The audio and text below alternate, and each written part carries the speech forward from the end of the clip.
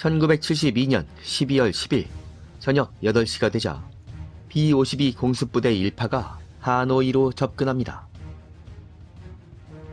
33대의 B-52로 편성된 공습부대 1파는 이번에도 북베트남 방공군이 예상하고 있었던 진입 루트를 따라 날아왔으며 각 편대들이 일정 간격으로 목표에 진입하는 제파 폭격 전술을 그대로 사용했습니다.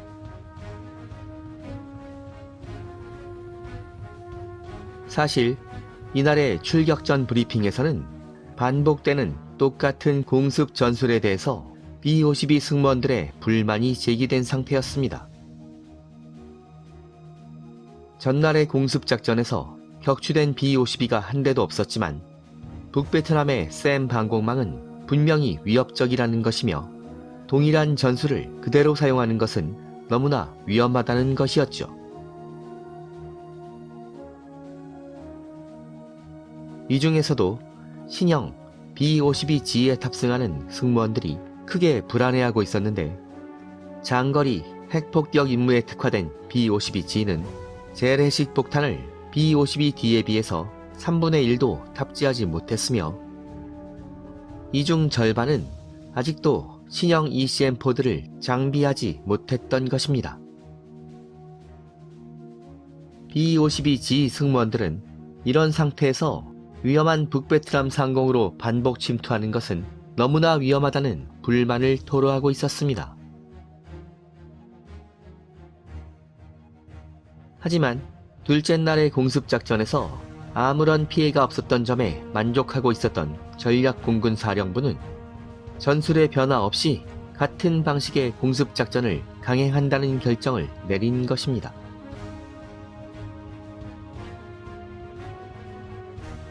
일파 공습부대가 하노이 상공으로 진입하기 전에 F4 팬텀 8대가 먼저 진입해서 체프를 살포했는데 36,000피트의 높은 고도에서 살포된 체프는 강풍으로 인해 농도가 금세 옅어져 버렸죠. 체프가 살포된 후 잠시 동안은 북베트남의 방공 레이더 스크린이 혼탁해졌지만 몇 분 후에는 다시 선명한 이미지가 복구되었으며 북베트남 측은 B-52의 공습이 임박했다는 것을 예측하게 됩니다. 폭격기들을 보호하기 위해서 살포된 체프가 오히려 B-52의 공격 시점과 진입 방향을 예고하는 신호탄이나 다름없었던 셈이었죠.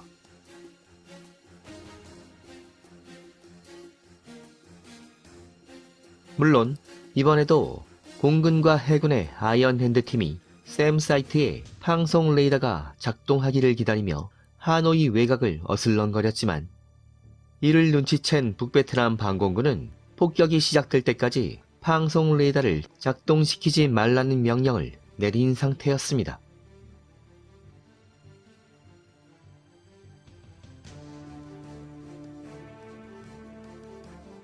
드디어 방공 레이더에 B-52 편대가 잡히자 이미 하늘로 날아오른 미그-21 전투기들이 먼 거리에서 B-52를 미행했으며 B-52 폭격기들의 정확한 위치와 고도, 속도를 측정한 후에 지상 관제소에 전송합니다. 미그-21 조종사들은 샘 사이트 근처에 도달하자 미행을 중지하고 즉시 이탈해버렸죠. 이런 상황을 몰랐던 공습부대 1파는 예정대로 하노이 외곽의 공격 목표 상공에 도달했으며 폭탄창을 열고 폭격을 준비합니다. 아직은 샘이 목격되지 않았으므로 모든 것이 순조로워 보였지만 이번에는 B-52 폭격기들이 호랑이 굴로 뛰어든 셈이라는 것을 전혀 눈치채지 못하고 있었죠.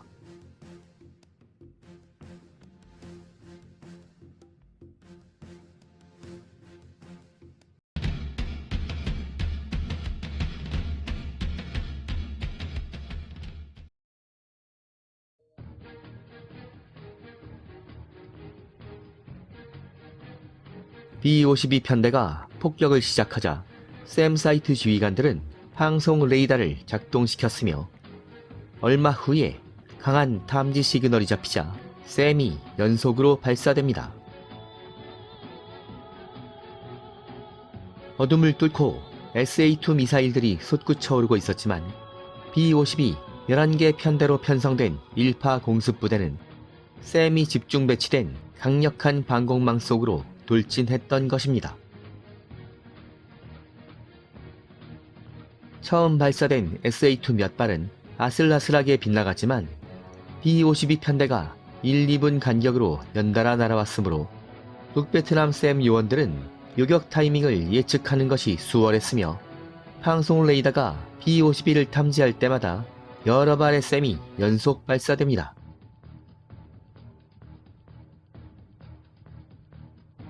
이렇게 되자 1파 공습부대의 행운은 사라져버립니다. 드디어 첫 번째 B-52가 샘에 명중된 후 대폭발을 일으키며 추락해버렸죠.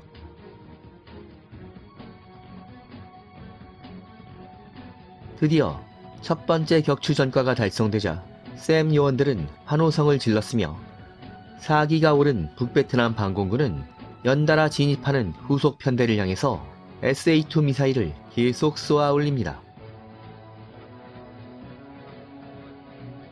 몇 분 후에는 또 한 대의 B-52가 샘 두 발을 연달아 얻어맞은 후에 불덩어리가 되어 추락했으며 잠시 후에는 공습부대 마지막 편대에서도 B-52 한 대가 격추돼 버렸죠. 1파 공습부대는 33대의 B-52 중 3대를 손실했는데 이것은 상상조차 하지 못했던 대참사였습니다. 간신히 귀환 코스로 접어든 폭격기 승무원들은 다급하게 참상을 전달했으며 미 전략공군 사령부는 커다란 충격을 받게 됩니다.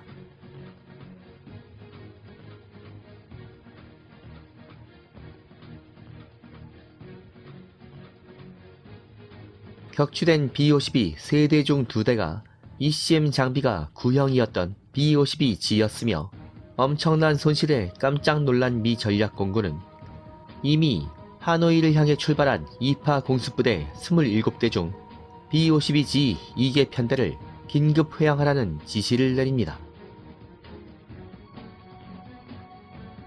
2파 공습부대는 B-52D 21대로 줄어들었으며 12시 정각이 되자 하노이 방면에 도착했죠. 하지만 북베트남 방공군의 상황도 좋은 편은 아니었습니다. 비록 B-52를 3대나 격추했지만 다수의 샘 사이트가 장전된 미사일을 모두 소모해버렸으며 4시간 후에 돌입한 2파 공습부대가 폭격을 시작할 무렵에는 아직 재장전 작업이 진행 중이었습니다.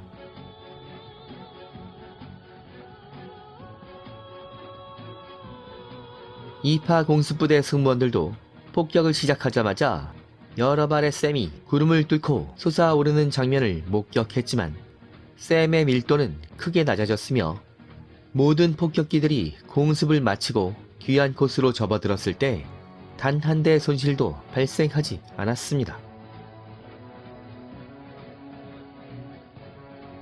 하지만 새벽 4시에 하노이로 접근했던 3파 공습부대는 구형 ECM-4를 탑재했던 B-52G를 포함한 모든 폭격기들이 공습을 강행하라는 명령을 받았으며 북베트남 방공군이 예상하고 있었던 진입 루트를 통해서 이전 공습부대들과 똑같은 고도와 속도를 유지하며 각 편대가 순서대로 돌입합니다.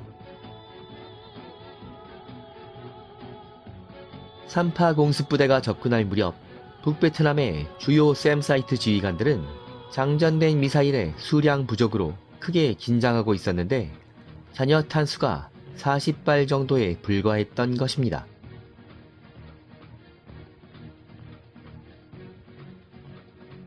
하지만 B-52 폭격기들이 예상대로 똑같은 경로와 고도, 속도를 유지하며 침투한다면 남아있는 미사일만으로도 어느 정도의 유격 성과를 기대할 수 있을 것으로 보였습니다.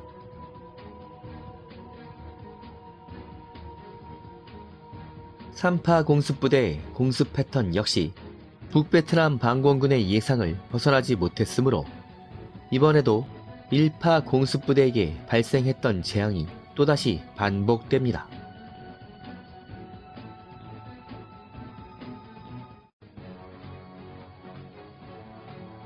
샘 사이트가 매복해 있는 지역을 향해 일직선으로 돌입한 3파 공습부대는 북베트남 반공군의 격렬한 반격에 노출되었죠. 방송 레이더가 B-51을 포착하면 즉시 여러 발의 샘이 발사되었는데 북베트남 반공군은 남아있는 SA-2를 대부분 소모할 정도로 격렬하게 저항했으며 B-52 세대를 추가로 격추하는 놀라운 전과를 기록한 것입니다.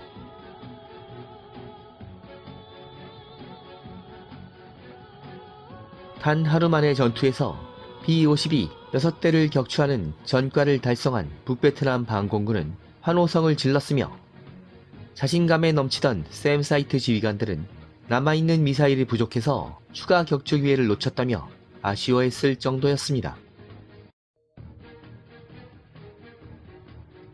이렇게 해서 라인베커2의 클라이막스와도 같았던 3일째 반공전이 모두 마무리됩니다.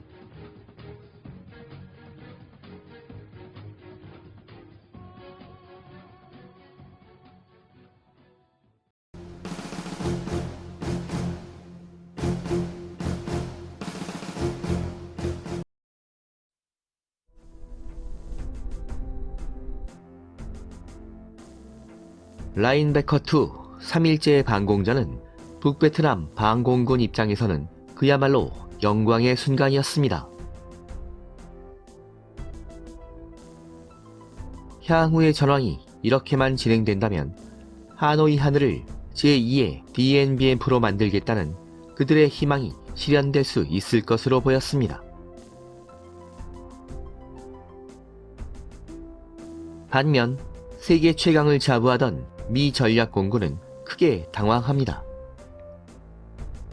단 하루의 전투에서 총 출격기 99대 중 6대를 손실한 것은 그야말로 엄청난 충격이었으며 전략공군의 공습 전술에 큰 문제점이 있었다는 것이 현실로 드러난 셈이었죠.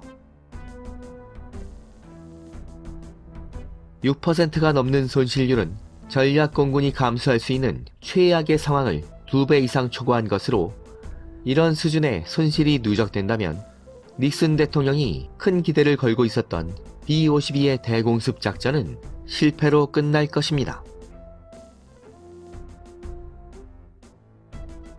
3파 공습부대가 괌으로 돌아온 시각은 오전 10시였는데 불과 4시간 후면 또다시 1파 공습부대들이 이륙해야 했으므로 전술을 변경할 시간은 너무나 촉박했죠.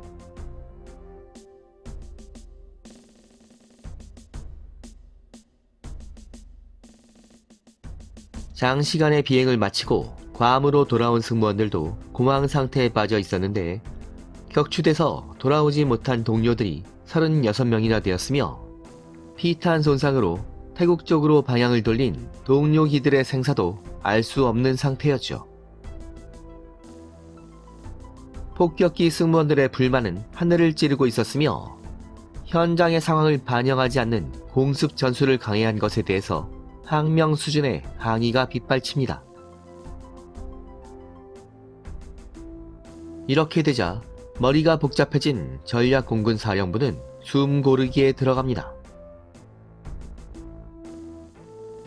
가장 큰 문제점은 애초부터 우려했던 대로 장거리 핵폭격에 특화된 B-52G의 약점이 생각보다 훨씬 심각하다는 점이었습니다.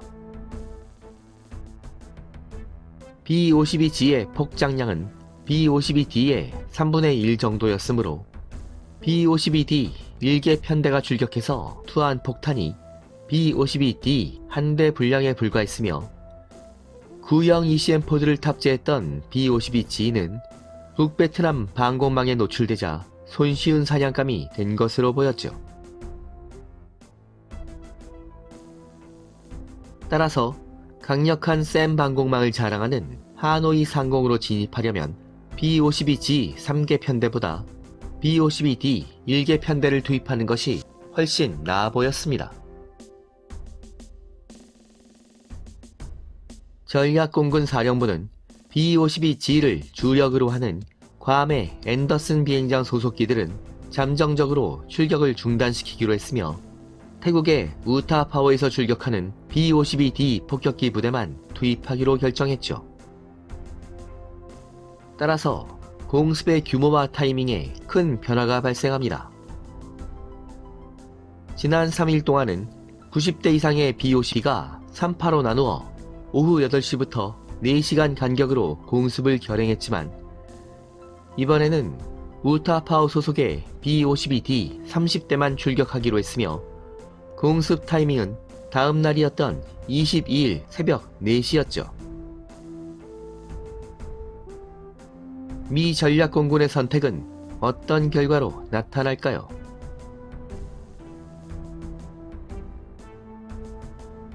불타는 하늘의 라인베커2는 다음 회로 이어집니다. 여기는 항공 밀떡을 위한 채널 불타는 하늘입니다.